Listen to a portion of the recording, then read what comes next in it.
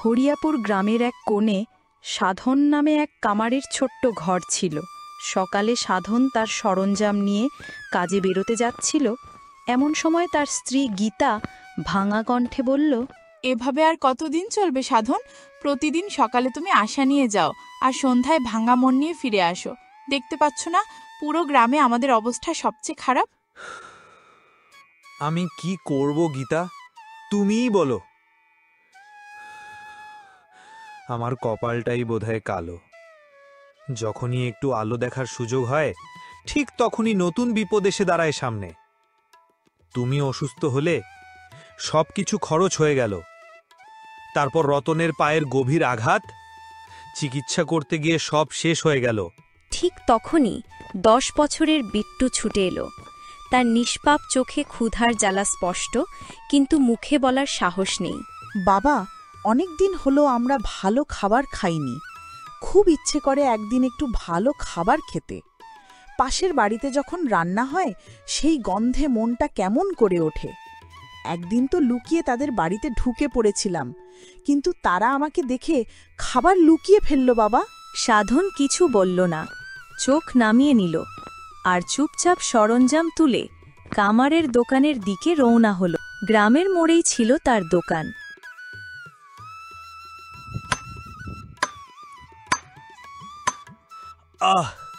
বাহুতে আর আগের মতো শক্তি নেই। হে ঈশ্বর, তুমি আর কত পরীক্ষা নেবে আমার? একটা গ্রাহকও আসে না, তার ওপর ঘরে এমন অবস্থা। বিট্টুর নিষ্পাপ কথাগুলো বুকের ভেতর ছুরি মারে। গ্রামের প্রধান সাধনের দোকানে পৌঁছাল।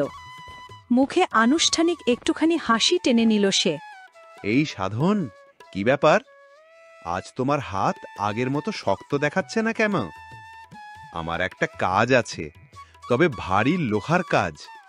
দেখি এখনো তোমার হাতুড়িতে সেই জোর আছে কিনা।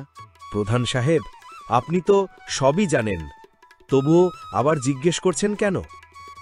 আমার পরিবার ভয়ঙ্কর আর্থিক সংকটে আছে। আমি দিনরাত কঠোর পরিশ্রম করি, তবুও ভাগ্য যেন আমার হাতে ধরা দেয় না। প্রধান কিছু না বলে চুপ করে রইলেন, কিন্তু পাশ থেকে ভেসে এলো বিদ্রূপের সুর। আমি বলছি, এই সাধন কামারকে গ্রাম থেকে বের করে দেওয়া উচিত।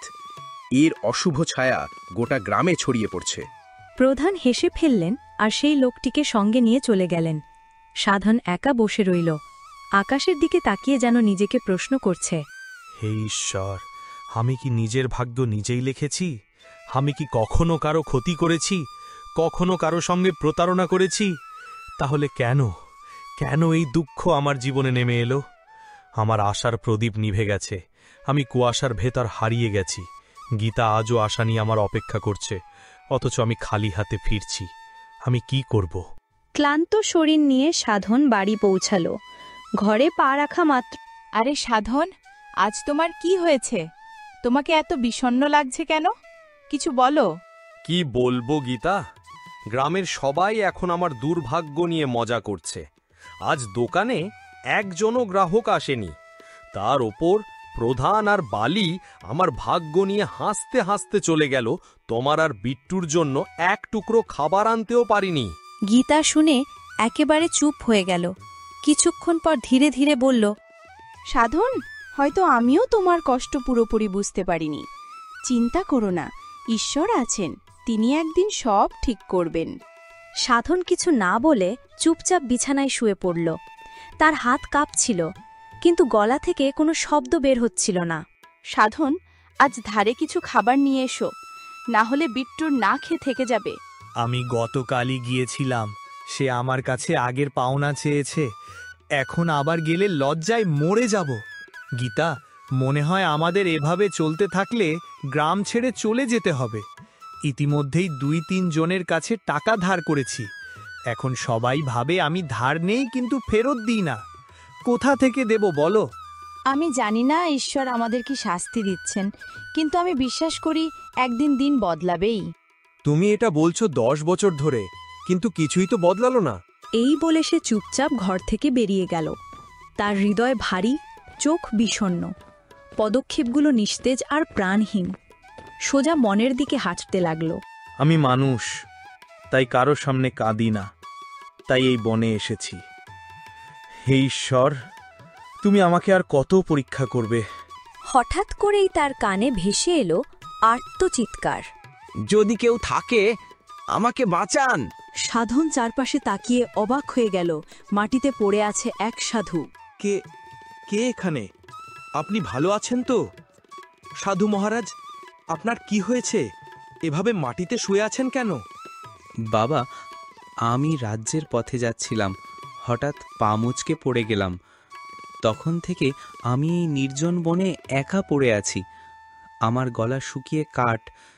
যদি শীঘ্রই জল না পাই, তবে আর বাঁচতে পারবো না।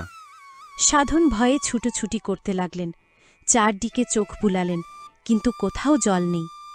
শুকনো পাতা আর নির্জনতা তাকে আরও অস্থির করে তুলল।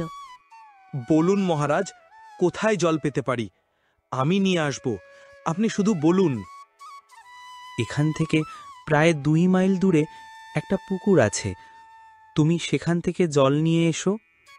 সাধন হাতে একটি জলপাত্র তুলে নিলেন। সময় নষ্ট না করে ক্লান্ত দেহে দ্রুত এগিয়ে গেলেন। অনেক কষ্টে তিনি পুকুরে পৌঁছালেন। জলের পাত্র নামানো মাত্রই পুকুর থেকে ধোঁয়া উঠতে লাগল। ধোঁয়াটা ধীরে ধীরে এক ভয়ঙ্কর নারীর রূপ নিল। এই দৃশ্য দেখে সাধনের বুক কেঁপে উঠল, শরীর ঠান্ডা হয়ে গেল। তবুও তিনি সাহস হারালেন না। কে সাহস দিল তোমাকে এই পুকুর থেকে জল নিতে? তুমি কি জানো না এখান থেকে কেউ এক ফোঁটা জলও নিতে পারে না? আমি সত্যিই জানতাম না যে এই পুকুর তোমার। আমি তোমাকে অপমান করতে চাইনি, ক্ষমা করো আমাকে। আমি ডাইনি। তোমার সামনে দুটো পথ, একটা ধাঁধার উত্তর দাও, নইলে আমি তোমাকে এই পুকুরেই ডুবিয়ে মারব। যদি সাহস থাকে তবে দাঁড়াও। সাধনের বুক কাঁপছিল, কিন্তু চোখে এক অদম্য দৃঢ়তা ফুটে উঠল। একদিকে সাধু মহারাজের জীবন, অন্যদিকে নিজের মৃত্যু। তিনি নিজেকেই বললেন, প্রতিশ্রুতি ভাঙব না। জল না নিয়ে আমি এখান থেকে ফিরব না। আমি কাউকে প্রতিশ্রুতি দিয়েছি, মৃত্যু যদি আসে আসুক, আমি কথার মান রাখব। শোনো, আমার এমন এক ঘর আছে যা সব দিকে খোলা। ভেতরে আলো আছে, অথচ নেই জানালা, নেই দরজা, নেই দেওয়াল, নেই মাটি। তবু এর ভেতরে সব কিছুই বন্দি। বলো কে সে? সাধন চোখ বন্ধ করলেন। তার বুক ওঠানামা করছে দ্রুত, যেন মৃত্যুর মুখোমুখি হয়েও তিনি শান্তির খোঁজ করছেন। কয়েক মুহূর্তের নীরবতার পর তিনি চোখ মেলে উত্তর দিলেন, সে হলো মানুষের মন, যা সর্বত্র উন্মুক্ত। না আলো, না অন্ধকার, না দেওয়াল, না দরজা, তবু পুরো পৃথিবী এর মধ্যে ধরা থাকে। তুমিই প্রথম যে আমার ধাঁধার সঠিক উত্তর দিয়েছ। যাও, যত খুশি জল নাও। সাধনের মুখে স্বস্তির হাসি ফুটে উঠল। তিনি পাত্র ভরে নিলেন। ফেরার পথে তার পদক্ষেপ দ্রুত ছিল, তবু হৃদয় ভরেছিল শান্তিতে। এই যে মহারাজ, আমি জল এনেছি। সাধু জল পান করার সাথে সাথে গভীরভাবে সাধনের দিকে তাকালেন। তার চোখে বিস্ময়, কৃতজ্ঞতা আর অভিভূত হওয়ার ছাপ স্পষ্ট হয়ে উঠল। বাবা, তুমি কি সত্যিই সেই অভিশপ্ত পুকুর থেকে জল এনেছ? হ্যাঁ মহারাজ, আপনিই তো বলেছিলেন, আমি আমার কথা রেখেছি। আমি ভেবেছিলাম তুমি পারবে না, কারণ আমি জানতাম সেই পুকুরে এক ভয়ঙ্কর ডাইনি থাকে যে কাউকে সহজে ছেড়ে দেয় না। যখনই কেউ এই বনে আসে আমি এভাবে পরীক্ষা করি, কিন্তু সবাই ভয় পালায়। আর তুমি প্রথম যে নিজের প্রাণের ভয় না পেয়ে প্রতিশ্রুতি রাখলে, ধাঁধার সমাধান করলে, আর আমার জন্য জল নিয়ে এলে। এই বলে সাধু চোখ বন্ধ করে মন্ত্র পড়তে লাগলেন। হঠাৎই চারদিকে রঙিন আলো ছড়িয়ে পড়ল। তার ভেতর থেকে এক অদ্ভুত সুন্দর হরিণ আবির্ভূত হল। তুমি আমাকে সাহায্য করেছ বাবা, তাই আমি তোমাকে এই উপহার দিচ্ছি। কিন্তু মহারাজ, আমি তো শুধু কর্তব্য করেছি, আর এই হরিণ দিয়ে আমি কি করব? এটাকে তোমার মেয়ের মতো লালন করো, তোমার দুঃখের দিন শেষ হবে। তুমি একজন পরিশ্রমী কামার, হৃদয়ে লোভ নেই, কেবল ভাগ্যের অভাব আছে। এই হরিণ তোমার ভাগ্য বদলে দেবে।